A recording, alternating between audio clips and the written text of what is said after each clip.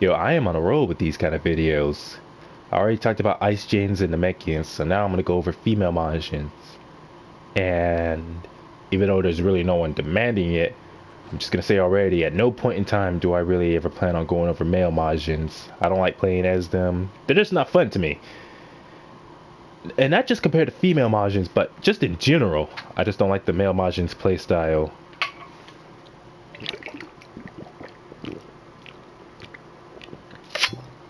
Some good old water. Anyways, with the female Majins, melee combos with them is so much fun. And unlike the other races that I play, there is quite a lot of, well, they all have variety to some extent. I talked in the last video about Namekians having the least amount of variety, whereas female Majins, they're pretty straightforward themselves, but they do have combo variety, and by that I do mean specifically combos that can get you a variety of effects, from knocking the opponent down or just knocking them away, or leaving them in hit stun long enough to combo into a stamina break. And there's at least 3 from what I've discovered. Whoops.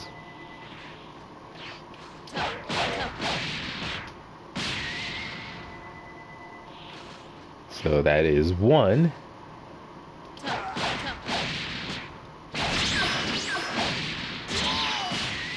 That is 2.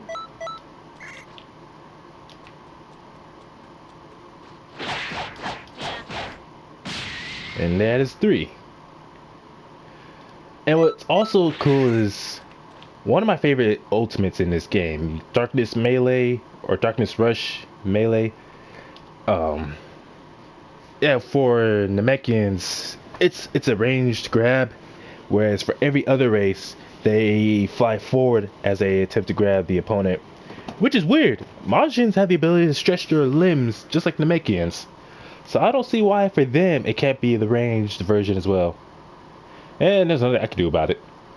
But anyways, with female Majin, it can actually be comboed into. The only other one I can think of is the male Earthling being able to combo into Darkness Rush, because it does have quite a bit of startup, so it is not easy to combo into compared to just this combination or Victory Rush. So with the male Earthling, it can be comboed into, but not easily. But it's definitely very easy. In my opinion, it's very easy with the female Majin.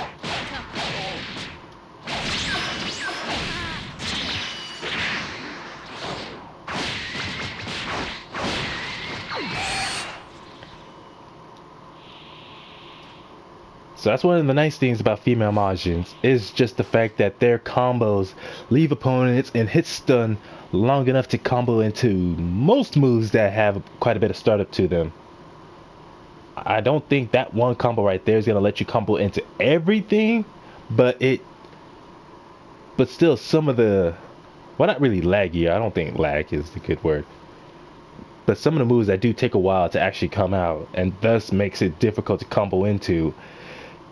With at least that one combo, I'm pretty sure there may be others, but, well, anyways, I'm pretty sure you get my point, is the fact that a lot of their combos can end in just, you don't even have to do a full combo, just long enough to get to the, well, let's see, here's a, oh dang it, that's not what I meant.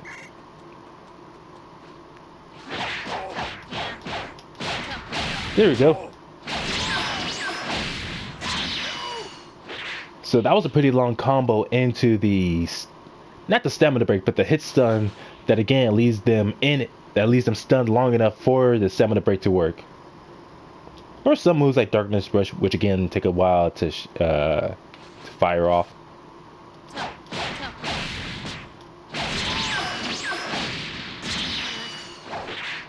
So that's the cool thing about it.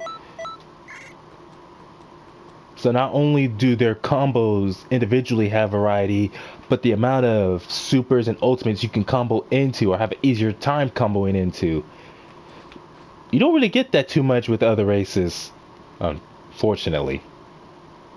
Even male Earthlings and I say that's probably my best style, best type of character to play is the male Earthling.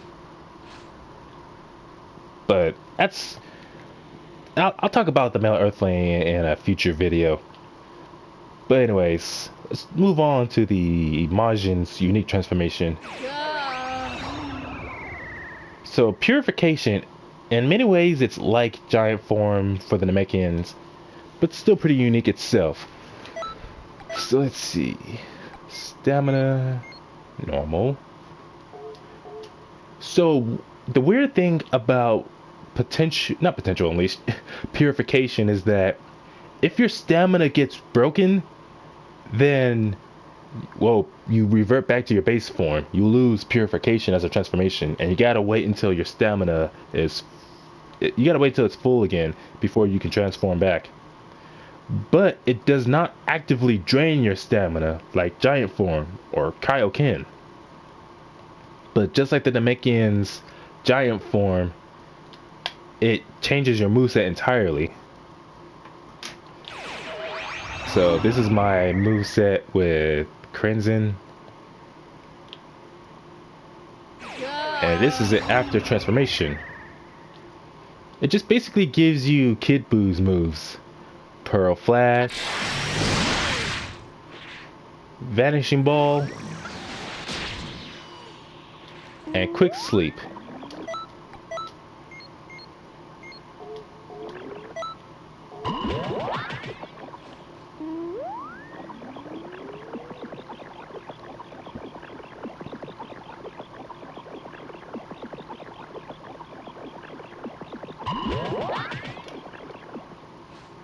So not enough to give you all your health back all at once, but definitely a very good amount.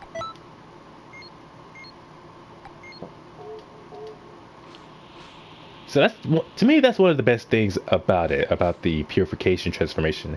I know a lot of people tend to talk mess about it, like giant form, but it has its moments. It's pretty useful. Like it gives you instant access to Super Vanishing Ball, which it has not the best tracking, but it does track the opponent to some extent. Let's see if I can get him to do anything.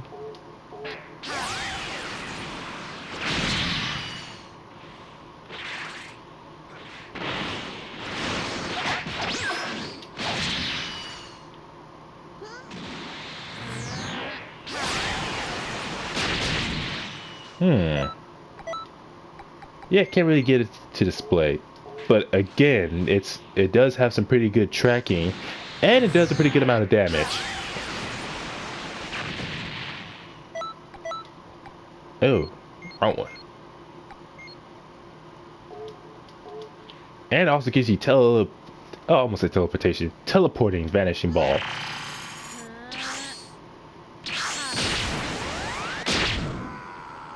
Pretty good damage on its own. If you can get the part where they actually throw the ball to hit. But what's also cool is when you combo into it.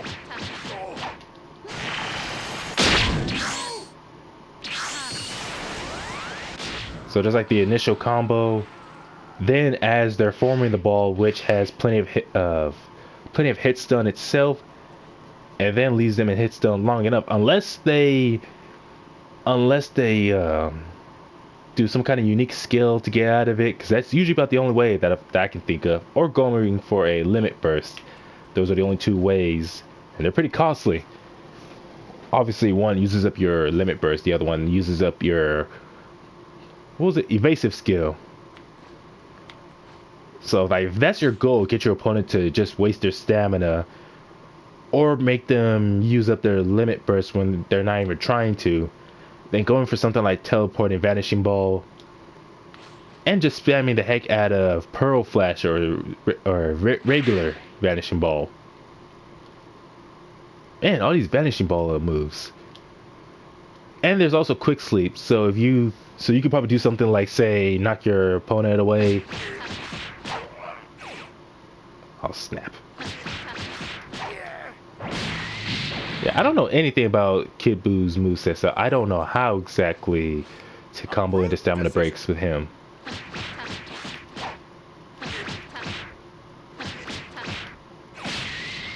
Oh well. So anyways, knock them back, go into a quick sleep, and get back some health. Or if you're doing something where it's like you're teaming up with someone doing a parallel quest or a sort of 2-on-2, 3-on-3 sort of. Anyways, anything in which your opponent, whoever your target is, if they're being distracted by another player or even an AI control partner, and you can just use quick sleep just to keep recovering your health. It's also pretty useful when doing either online or offline boss battles. While everyone's busy fighting the boss, you go off into the distance and just heal yourself. So purification for Majins can very much come in handy. Well, it depends specifically. As far as in a one-on-one match, well, I don't know how to put it specifically. I don't really do one-on-one matches. At least I don't do them seriously or competitively. So I would have no idea how to really put this in a. I don't know what kind of context I could put this in to make it make sense as far as like people who do play online a lot. Because again, as far as tactics or anything for against other players, I can give some general tips, but nothing really expertive. But also with the purification transformation, there's not really too much I can say about it on its own. You basically just gotta take the time to practice with it, learn its combos, because again, just like with Namekian's giant form, it does change your moveset. And you're essentially playing as Kid Buu. So that's the thing about purification. It has a pretty good amount of ups and downs. It changes your moveset. So if you're not familiar with how Kid Buu, what the hell? If you're not familiar with how Kid Buu plays, then you're gonna be struggling while you're fighting your opponents. And it changes not just your melee attacks, but obviously your supers.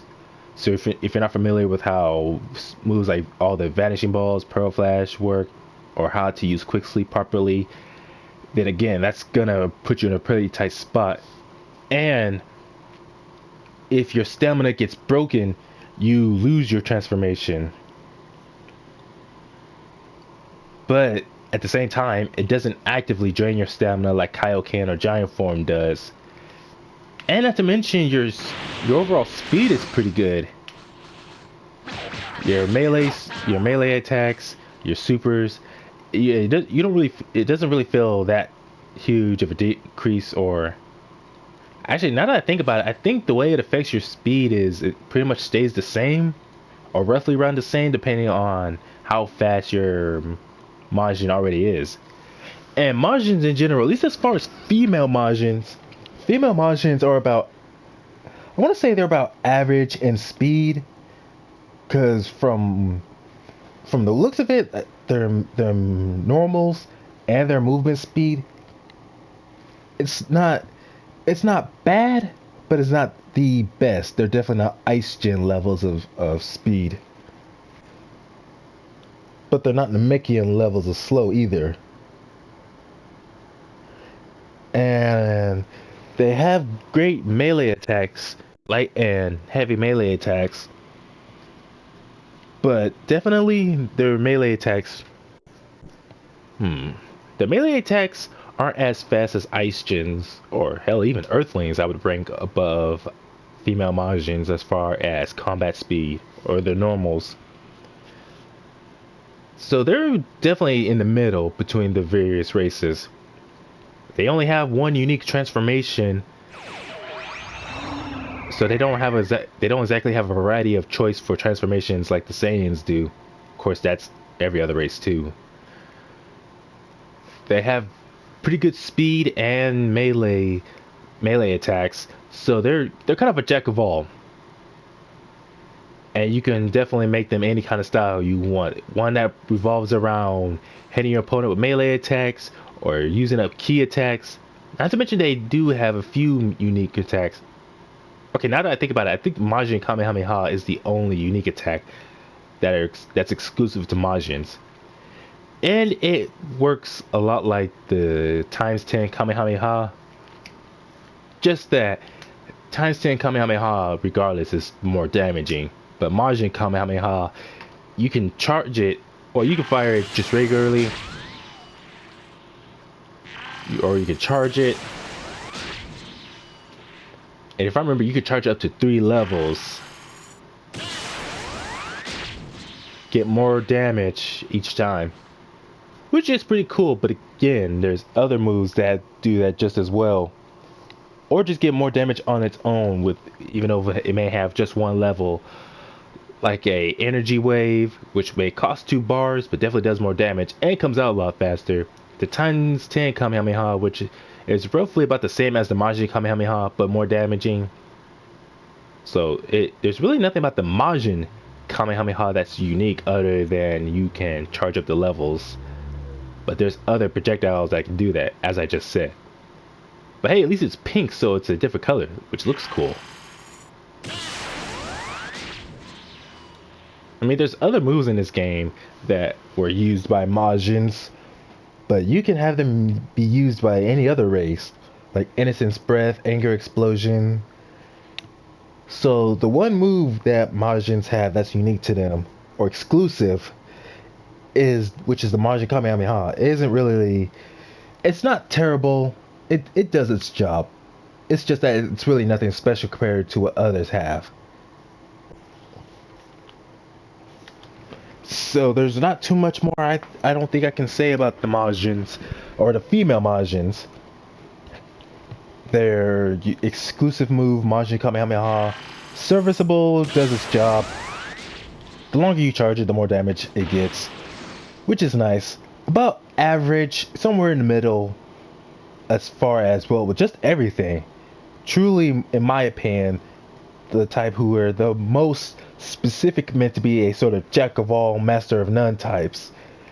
Some pretty good melee attacks. Nowhere near as slow as Namekians, but not nearly as fast as Ice Gens. And they have great melee attacks, but they're not as great as the Earthlings. And unfortunately, there are one transformation, Purification. It's not bad. It's definitely a lot easier, definitely a lot better to use compared to a Namekian's giant form. But if you're looking for a transformation specifically for just increasing your overall damage, then you're just better off using Kaioken and Potential Unleash. Man, I really hope they release another transformation in the future, like Absorption of some form for Majins, and for universal transformations, something like Ultra Instinct. Even if it's not like the full Ultra Instinct with the silver hair and all, but more like Ultra Instinct Sign. If anyone who's watched Dragon Ball Super, then you know what I'm talking about. But I'm just rambling now. So I can't think of any other notes to add on. I think I've said just about everything I have to say about Majins. Or again, female Majins. I don't know, I keep saying Majins just in general because I only play female Majins. Male Majins, I don't really play them because out of every race, they're the only ones I don't have a character for, the male Majins, just because compared to their female counterparts, they're just not that fun. But I don't know, maybe I will just for the sake of making a video like this, but don't quote me on that. So thanks again for everyone who tuned in, and I'll see you on another video. Have a great day.